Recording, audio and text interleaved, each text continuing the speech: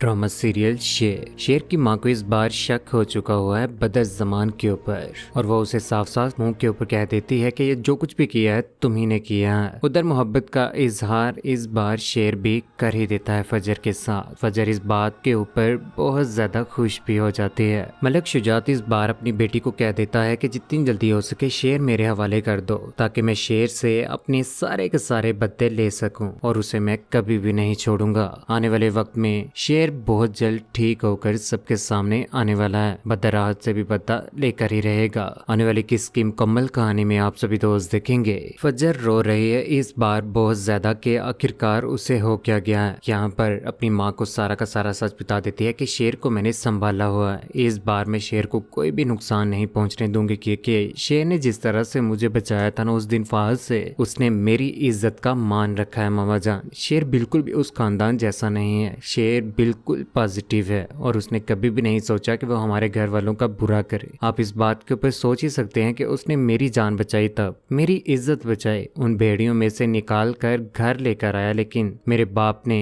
इल्जाम लगा दिया शेर के ऊपर भी। यहाँ पर वो रो रही होती है कि इस बार उसके बाबा भी वहां पर पहुंच ही जाते हैं। कहते हैं कि मेरी बात सुनो फजर, जो कुछ भी हो गया है इसके ऊपर परेशान होने की कोई भी जरूरत नहीं है। पुलिस को मैंने पैसे दे दिए हैं, सुबह तक हम बेल भी करवा ही लेंगे। बेल नहीं तो जमानत तो तुम्हारी हो ही जाएगी कुछ दिन के लिए। बेहतरी इसी में है कि शेर को मेरे हवाले कर दो।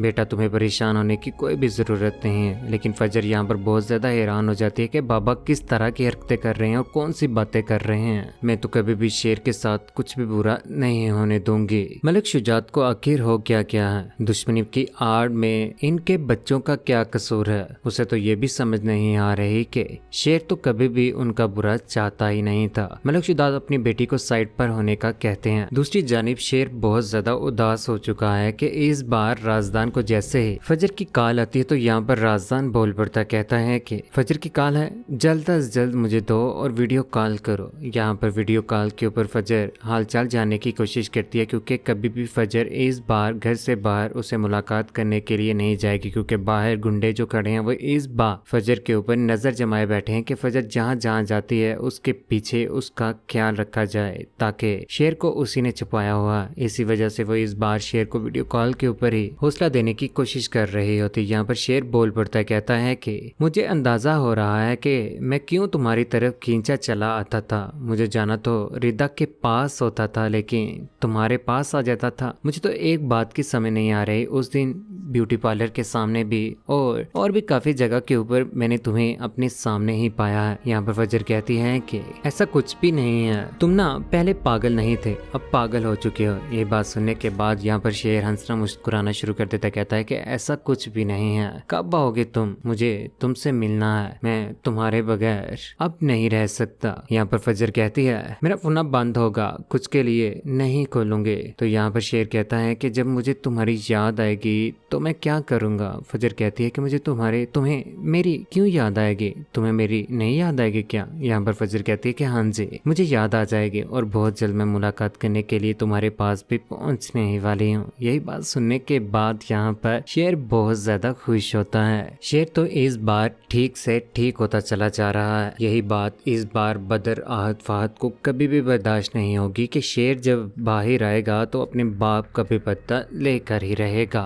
उधर मलिक शुजात इस बार बोल ही पड़ता है, कहता है कि मेरी एक बात कान खोलकर सुन लो, मैं कभी भी इस बार उन लोगों को नहीं छोड़ूंगा। उनको इस जमीन के टुकड़े के लेकर उन्होंने मेरा तमाशा बनाया है। मैं बदज़्ज़मान को ये बताना चाहता हूँ कि उसे जमीन छिटाने के लिए मेरी बेटी ही काफी है। यहाँ पर काका साहिब कहते हैं कि शाबाश शाबाश, ये बात बहुत ज्यादा बेहतर है। मलिक शुजात इस बार बहुत ज्यादा खुश है अपनी बेटी को लेकर, जिस तरह से उसने इतना बड़ा कारनामा सर अंजाम दिया है, वह भी अकेले इतनी मेहनत के साथ। शेर को वहां से निकालना तो कोई आम बात नहीं थी। उधर आखिरकार अगली सुबह पुलिस पहुंच ही जाती है घर में, जहां पर उनके पास तो पहले भी वारंट थे ही। सुबह तक उन्होंने इंतजार तो किया। यहाँ पर जैसे ही वो घर में पहुंचती हैं तो यहाँ पर काका साहिब उनको कहते हैं कि बैठ जाओ। अभी मलिक शुजात तुम लोगों के पास आ जाते हैं। वकील के साथ हमने बात की थी, बेहतरी इससे में है कि आप लोग चले जाएं। मेरी बेटी की जमानत हो चुकी है और तारीख के ऊपर ही अब मुलाकात होगी। यही बात बात सुनने के बाद यहाँ पर पुलिस भी हैरान रह जाती है कि आखिर वो करे तो करे क्या।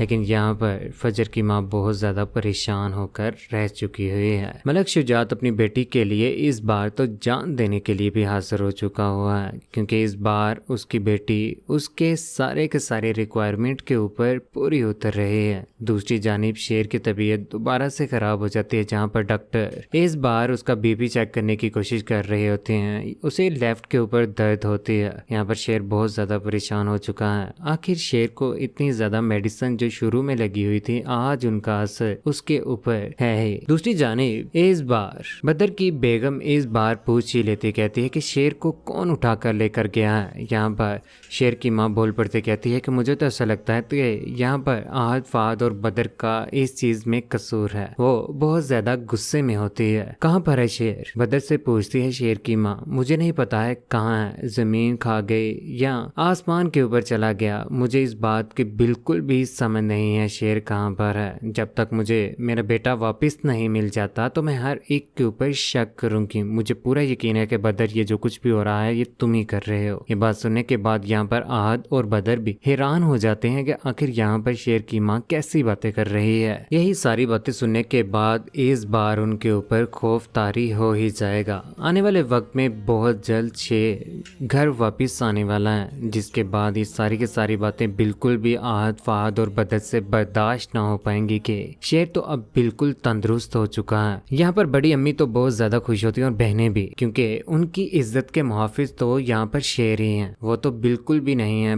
बदर, आहद और फहद। यहाँ पर बड़ी अम्मा भी बहुत खुश होती हैं और शेर भी। मुंह अगर उतरा हुआ है तो यहाँ पर बदर, आहद, फहद का ही उतरा हुआ है। शेर के घर आ जाने के बाद दोबारा से बदर, आहद, फहद फैसला कर लेते हैं कि ये जब गाड़ी के ऊपर निकलेगा तो सेम वही इसके बाप की तरह से इसे मार देंगे और उसके बाद यहाँ पर इसकी माँ से साइन करवा कर सब कुछ प्रॉपर्टी सब कुछ अपने नाम लगवा लेंगे। लेकिन यहाँ पर शेर की गाड़ी तो जल जाएगी, लेकिन शेर उस गाड़ी में मौजूद नहीं होता। जिसके बाद शेर जैसे ही बाहर निकलता है तो यहाँ पर असल हकीकत तो सामने आ ही जाती है। उस वक्त भागना भी कहाँ पर था। यहाँ पर शेर ने सब कुछ देख लिया, बदर, आहद, फहद का असल चेहरा भी। उधर मलक शुजात इस बार शेर के पीछे पड़ चुका है उन जमीनी मामलात के ऊपर। वो दोनों आपस में लड़ने ही लगते हैं। यहाँ पर मलक शुजात पिस्टन निकाल लेता है और हवाई फायर कर देता है। शेर इस बार मलक शुजात को समझाने की भरपूर कोशिश करता है कि मेरी किसी के साथ कोई भी दुश्मनी नहीं है, बेहतरी इसी में है कि सुलह की जाए और दोनों खानदान एक दूसरे के साथ रहें।